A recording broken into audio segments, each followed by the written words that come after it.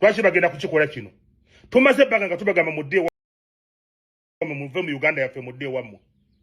Kati bagala kuleeta ekigambo ekitali Uganda nga tukyasobola kubagobako yadde basonga mu olugalo. Tumaze ebbanga tubagamba Assalamu alaikum wa rahmatullahi wa barakatuh. Banakyukakyuka mbabuuzaako nga bulijjo ono radio Katwe. Parliament ya 11 yagaddewo ng'eyisizza etteeka erya sovereignty bill. Etteeka lino mu kulireeta, it was not by coincidence. It was hidden agenda planned.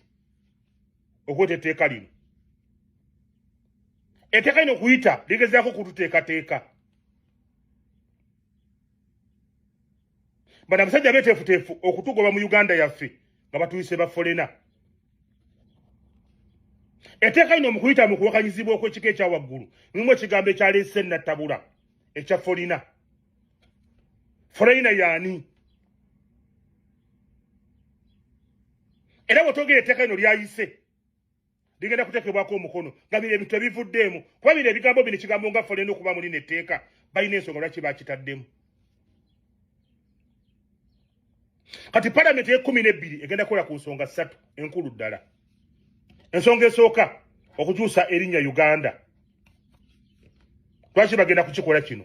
Tumaze ebbanga nga tubagamba mudde wammwe muve mu Uganda yaffe mudde wammwe. Kati bagala kuleeta ekigambo ekitali Uganda nga tukyasobola kubagobako yadde basonga mu olugalo. Tumaze ebbanga tubagamba nti muve mu Uganda mudde wammwe e Rwanda. Kati bagala kukyusa Uganda eno obe nga tusobola kuddamu kubagoba. Uganda kijja obagobamu etaliiwo. Ensonga ey'okubiri y'ennonda y'omukulembeze w'eggwanga oba n'abakulembeze abalonde egenda kubeera otya. Ensonga ey'okusatu kwe kunaanula ekisanja eky'abakulembeze abalonde kive ku myaka 5, emyaka 7 n'emyaka 10. Kati mu kino ekyokunaanula ekisanja eky'abakulembeze abalonde bagala kuttira muno Kyagulanyi. Ekyokulabirako nti bano abakulembeze abagenda mu Parliament ya 12 n'abo n'abalondeddwa basobola okubongera emyaka 7 oba 10, naye nga tageti yaabwe ya myaka 10 okuddamu okulonda. Kiba kitegeeza nti okuddamu okulaba ku ballot paper 2036 tewali muntu ali mu Parliament oba mukulembeze mulonde atajja kuwagira kino, kuba kimukolera.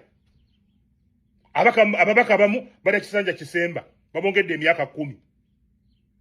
Ekyo kijja kuyita kuba kibakolera. N'abafe bennyini ab'opposition bajja kukiwagira mu mitima gyabwe munda. Kati mukole kino basibirayo Kyagulanyi nseemu erabire. Okuva 2026 paka 2036 abakyaliwo.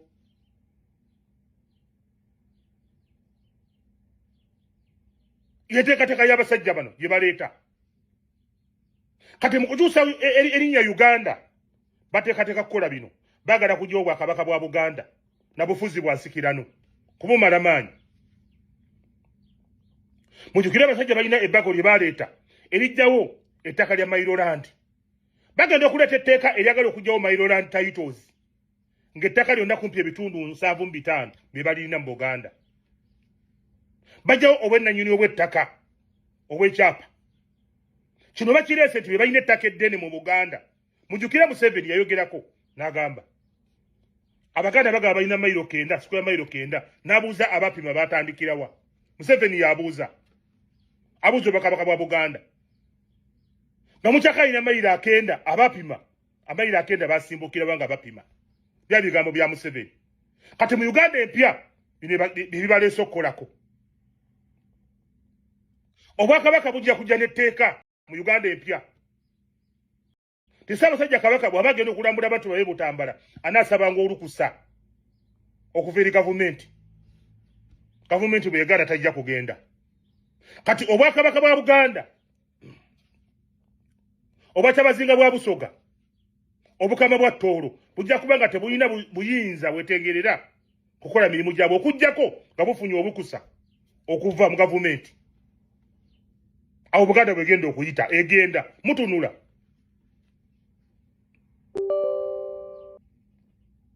Kuba mu kukyusa eggwanga Uganda kitegeeza buli kimu kijja kukyuka ate kijja kujja n'amateeka amalala.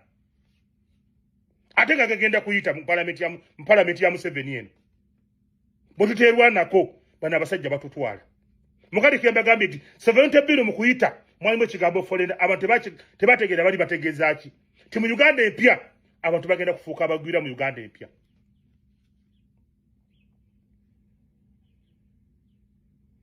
abasajja bano mwe betwaseze obusenza wano kati mwagala kutukuba mu Uganda mumufuuke bannanyini Uganda fo tufuuke abagwira abasajja bano ensonga zine 3 mu parliament eddako eyo 12 zaggwa dda zigenda okwanjibwa ku ya parliament ensonga esooka okukyusa eggwanga Uganda kino bakitandikako dda nakolako programu emyaka 2 emabega ne mutakitegeera ensonga ey'ekubiri engeri y'omukulembeze w'eggwanga agenda kulondebwa atya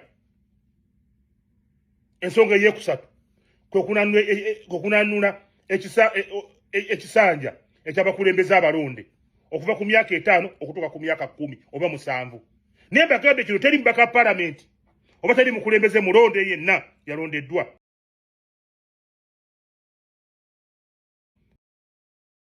asobola kuwakanya kino nga yafunamu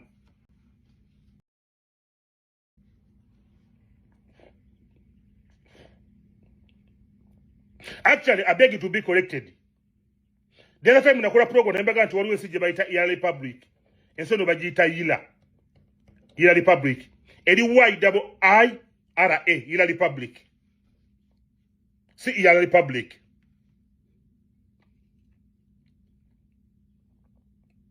kati abasajja bano mugezaako okukyusa Uganda bakoze bino emabegako baleeta ekiteeso ekyagala okukyusa Uganda Court of Arm oba engabo y'eggwanga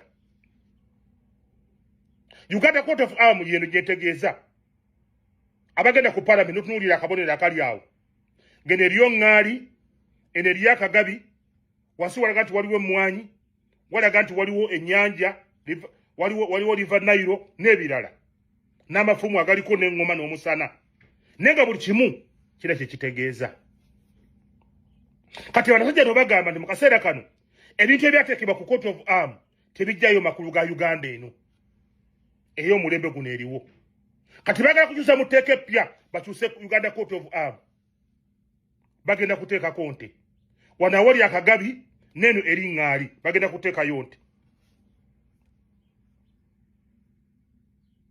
kyova olaba nti ente abalaalo batambudde eggwanga lyonna tebanaye batagenda kutuuka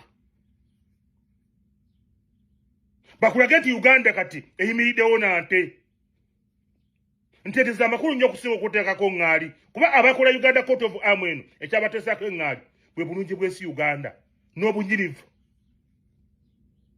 ekyabateesako engabi eno bwe bulambuzi ebyobulambuzi ebiri mu Uganda wildlife n'ebyobulambuzi buli kiri kuno konna kirina ensonga lwaki kwekiri emmwanyi Uganda emiriddewo ku mmwanyi na ppamba emigga nagyo mwegiri omusana nagwo mweguli n'eŋŋoma etugatta kati bamaze okukola enteekateeka ekyusa bino bafulumye Uganda Court of Arm endala mu kututegeeka kuli kwe nabagambye bagenda kukyusa Uganda now balina amannya 3 ge baagala okulondako erinnya erisooka baliyita Ira Republic bagambye Ira eri YIIRA Ira Republic eyokubiri bagamba tuyite Rwenzori Republic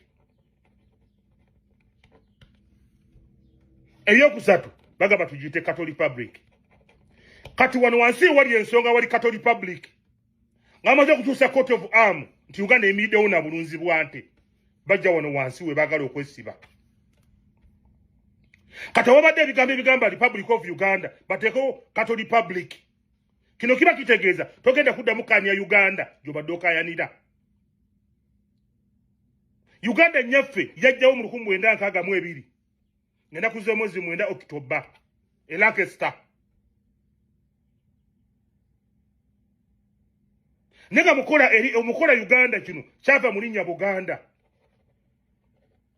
bajjako bbi ne bakireka ekifuuka Uganda by the way eno Uganda gye mulabye yalibadde Buganda kuba amawanga 13 ageegatta okukola Uganda eyawamu agafuna independence mu 1962 Oktoba nga 9 gali 12 naye abazungu baga nti mugambe Buganda mu gisende sendejje etwegateko tukole Uganda yawamu kati Buganda ejerinya Buganda bwe batuuka Lancaster ne bajjako B nesigala Uganda kati muteekateeka y'abano baagala kujjawo ekigambo Uganda bateekewo Cato Republic enteekateeka y'abasajja abo yeeyo togenda kuddamu kanya mu Uganda nkadde oba okyabagobawo oba bagoba kuki obagoba mu Uganda yaabwe empya buli kimu kigenda kukyuka kyova olaba mu Uganda mwakafuna passport ez'enjawulo za mirundi 3 nga zonna muzisasula bakyusa bagezaako kukyusa abasajja eno gye batutwala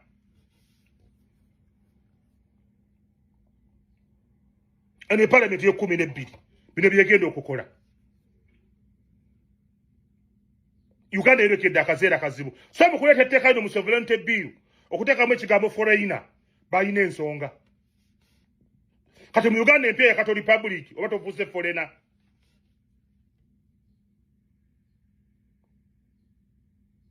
kati Museveni mukutta obufuzi obwesikirano buno ag'omuntu bugalaga obugabe bwankole Museveni yali yabujjawo n'akwata n'entebe y'obugabe kubafugira n'agitwala yagituulako era akitula kati amawulire genda gagamba nti Museveni yatandise okuddaabiriza olubiri olw'obugabe bwankole babuuza lwaki abuddaabiriza ate obugabe yabujjawo abalagira n'abambejja bapoliisi balijje n'abaganda okuddamu okukyeyita twawulirako emabega nga boogera ku nsonga y'abachwezi tukimanyi kye bayita bachwezi people abamanyi sole wa Uganda the bachwezi people katwebuuza Museveni we mukuddaabiriza olubiri luno ani agenda tubeeramu olw'obugabe bwankole jukira agenda kunafuye obwakabaka bwa Buganda anafuye obwakyabuzinga bwa Busoga anafuye n'obukama bwa Tooro ate ali mukuddaabiriza lubiri olwankole olw'omugabe wankole abasajja bafungizza togenda kuddamu kumugoba mu Uganda gy'obadde omugobamu ng'ekyusi kujja kugirako n'etteeka okyamugoba kulagawa etteeka lino eryayise lya sovereignty bill litegeeza kinene abantu beesibye ku ssente oli ampadde obukadde 4 mala kubuuza minisita naye nga muyo ekigambo kye bata foreigner ate nga constitution akiraga foreigner yaani ye muntu ava e Bulaaya n'ajja mu Uganda n'amawulire Rwanda gye yavudde naye ate muno Uganda omufuula foreigner waliwo tageti eri emabega w'ekintu kino bano abasajja abatuusi bwe bakola ekyo baba bawangudde bwe tubatunulira ne bakola ekyo baba bawangudde ate si kinene kyakukola edda ensi bagiyitanga Zaire eya Mobutu Sese Seko gye yafuganga kati eriwo bagiyita DRC Democratic Republic of Congo mu kuva mu Zaire mu kudda mu DRC manye ebyakyukaawo Mobutu yavuga Zaire Kabila yavuga DRC mu kugikyusa bayekeramu bano abaabwe ne bafuga mu kukyusa Zaire okudda mu DRC bayekeramu Kabange Kabila n'afuga mutabani waabwe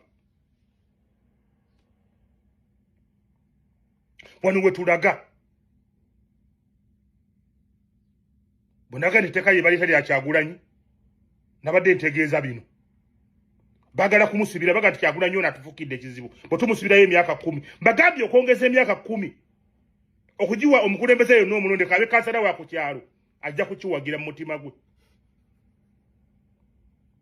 ng'olaba etteeka erayisa ya sovereignty bill abaka palamenti mu kuliisa buli omu yageze ne miliyoni 10 ku 2 naddala abaagwa teri mubaka gwe bataawadde ssente era bwe Mpuuga ngaga nti yaganye ogenda mu palamenti nti okumala biseera Mpuuga kino kye yakoze yabadde amaze okulya ssente kuba zigaba Janita Amongo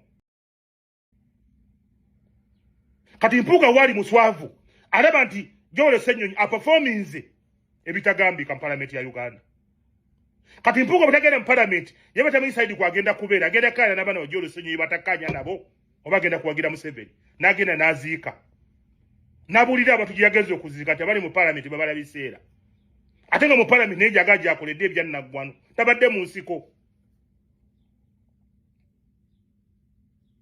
so etteeka lino mukulu ye taliite mu bwangu gwabadde mutego gwali Amongo okulaba nga abaka parliament abafuluma bagenda ne ssente omuli ne bampuuga ababe ne mu baffe abakyukakyuka mwe bafunye ssente ezo obukadde 1,200